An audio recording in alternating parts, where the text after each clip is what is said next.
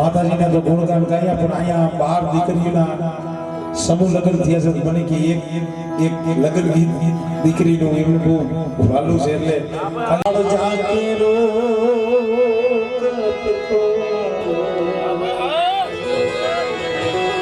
આજ ગાભથી છૂટી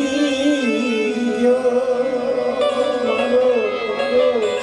હે કાળ જાકે રો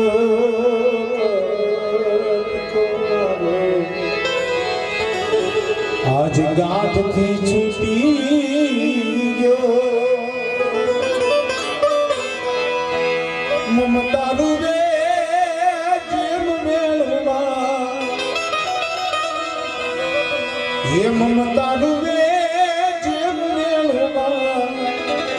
એ બોલો વીરડો ફૂટી ગયો મારો કાળ જાકે રો આજ ગાભથી છૂટી ગયો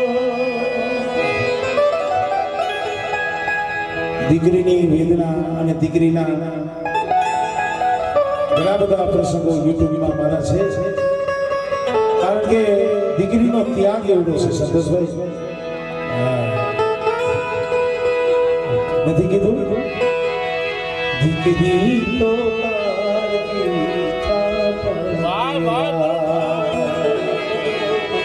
દીકરી તો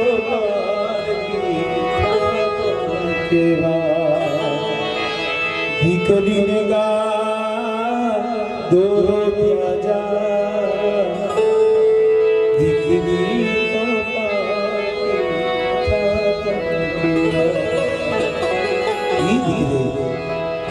18, 20, 22 વર્ષની જે આંગણે થયું હોય એની ગરવાઈ તો તમે જો કવિ આ કડીમાં ઈ કહે છે એ શબ્દો નતો જે ધરતી પર યા પગ કા થંભીયો શબ્દો નતો જે ધરતી પર યા પગ કા થંભીયો સમજણી થઈ હોય ત્યાંથી 20 વર્ષ લગી બાપના આંગણામાં રહી હોય કુદકા મારતી હોય કદી ગોયડામાં જાય ઓસરીમાં જાય ફળિયામાં જાય આડોશી પાડોશી ભાઈઓમાં જાય ક્યાંય શાંતિથી બેહે નહીં એટલે કવિએ કીધું કે શબ્દો નતો જે ધરતીમાં ઈ પગ કા થંભી ગયો દીકરીનું બાવડું ચાલી અને ગણેશ સ્થાપનામાંથી જઈને ચોરી એવી આવે ને એનો પગ નો ઉપડે માન કરીને ડગલા ભરતી હોય આ કડી ઈ કહે છે એ શબ્દો નતો જે ધરતી પર આ પગ કા થંભી ગયો પછી ઓલા ડુંગરા જેવો એને ઉમરો લાગ્યો એને ઉમરા નીચે પગ દેવો તો નથી ઉમરો તો એને ડુંગરા જેવો લાગ્યો તો દીકરીને ઓલા ડુંગરા જેવો એને ઉમરો લાગ્યો એ પછી માંડ ઓળગ્યો મારો કાળ જાકે રો આજ ગાંઠથી છૂટી ગયો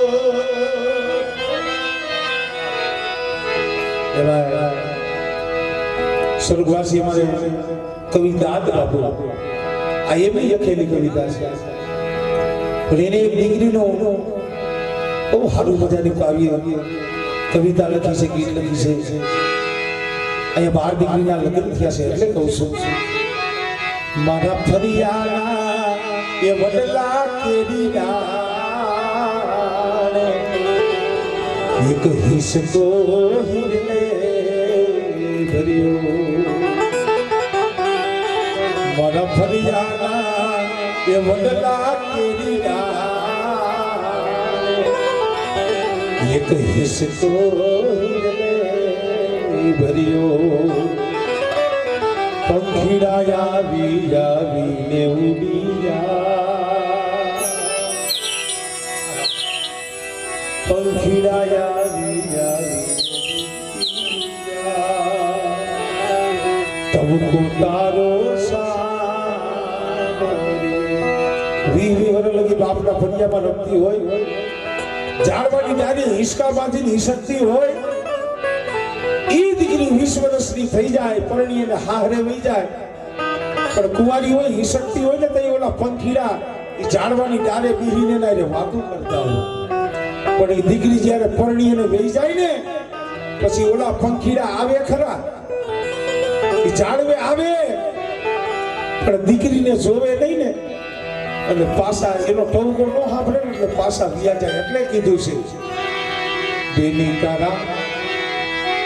તારા બાપુ